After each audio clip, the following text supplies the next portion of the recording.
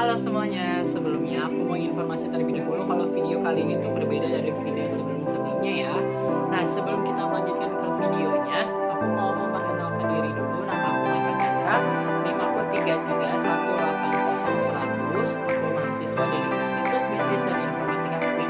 Nah, aku sekarang mendapatkan tugas dari salah satu mata kuliah Bank dan Lembaga Keuangan IMF untuk menjelaskan ke teman-teman semua apa sih kartu plastik, jenis-jenisnya apa aja, kelebihan serta kekurangan dari penggunaan kartu plastik tersebut apa aja.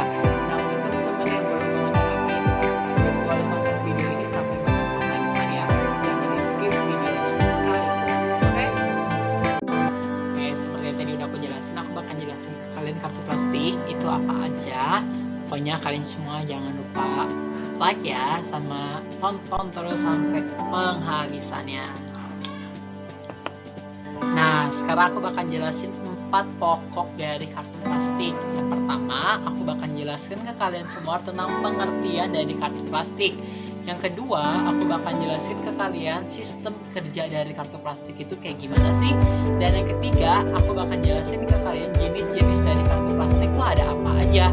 Dan yang terakhir keempat, aku bakal jelasin ke kalian semua kelebihan serta kekurangan saat kita menggunakan kartu plastik.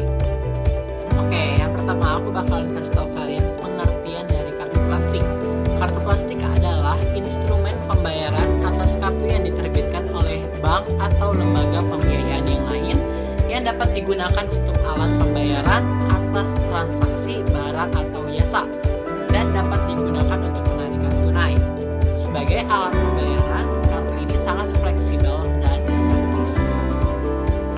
Oke, sekarang aku bakal jelasin ke kalian semua sistem kerja dari kartu plastik itu kayak gimana. Nah, sistem kerja dari kartu plastik itu dapat dikatakan sebagai kartu kredit. Jadi, membutuhkan waktu kurang lebih 14 hari kerja, sehingga cara mendapatkannya aja sudah cukup lama setelah melakukan permohonan. Oke, aku bakal jelasin ke kalian semua 3 sistem kerja dari kartu plastik atau kartu kredit. Yang pertama, mengajukan permohonan. Apa sih mengajukan permohonan? Nih, misalkan kalian berada di dalam mall atau kalian berada dalam restoran atau di rumah makan sebagainya. Biasanya ada sales-sales kartu kredit yang menawarkan kalian untuk mengajukan permohonan. Untuk mengajukan permohonan pembukaan rekening kartu kredit yang baru. Nah, biasanya kalian disuruh isi formulir sama KTP kalian dipoto sama mereka. Oke, habis itu namanya mengajukan permohonan, karena belum tentu setelah kalian isi formulir itu kalian di-ACC oleh pihak bank tersebut untuk kalian mendapatkan kartu kredit. Yang kedua, verifikasi data. Biasanya setelah melakukan isi formulir 14 hari kerja ini verifikasi data apakah kalian layak untuk mendapatkan kartu kredit atau enggak. Biasanya dicek di tabungan kalian, transaksi kalian bagaimana, baik atau enggaknya. Nah, biasa verifikasi data ini umurnya itu 21 tahun atau enggak yang sudah mendapatkan penghasilan pekerjaan. Nah, habis kalian isi formulir verifikasi data tuh selama 14 hari. Kalau misalkan kalian layak mendapatkan kartu kredit pinjaman itu, kalian akan melanjutkan ke sistem kerja yang ketiga, yaitu mendapatkan kartu kredit. Biasanya lewat sales datang ke rumah kalian atau enggak lewat Pos Indonesia atau bagaimana kurir mereka pun bisa ngebantu untuk kalian mendapatkan kartu kredit. Oke,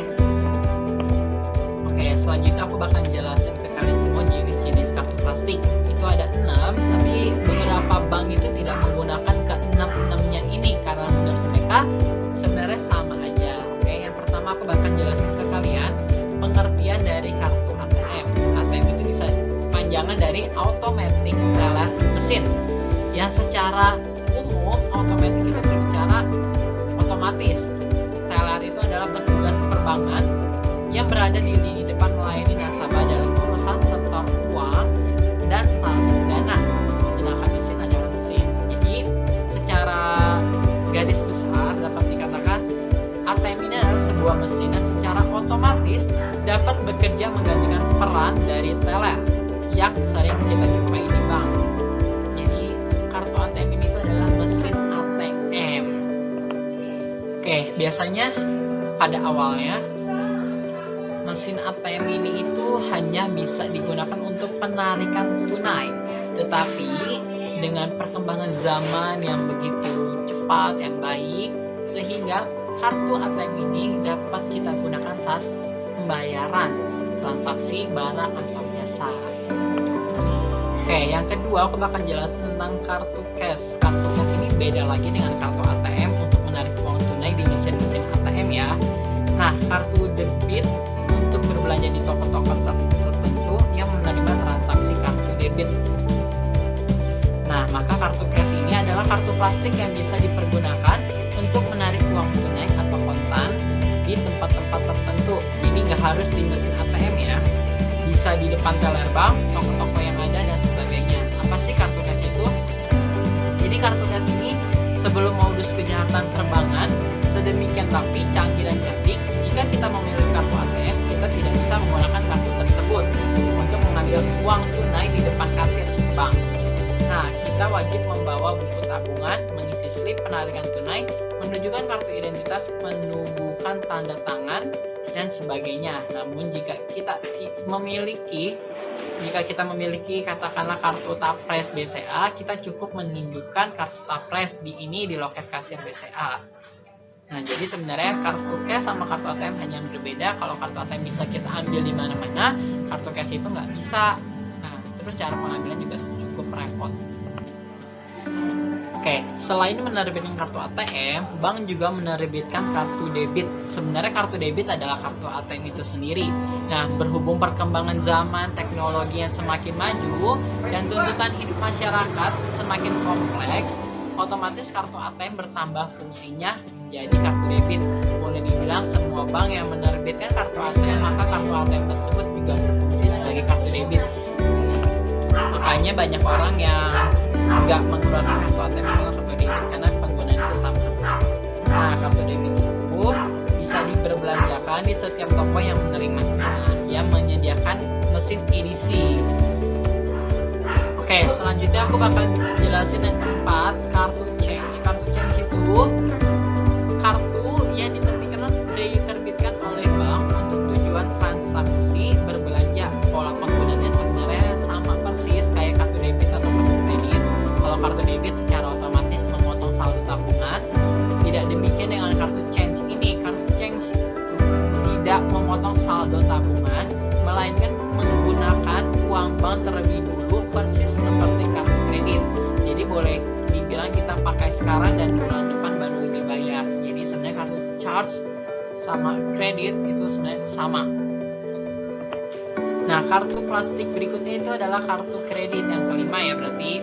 Nah, kartu plastik berikut yang dikeluarkan oleh lembaga keuangan atau perbankan adalah kartu kredit.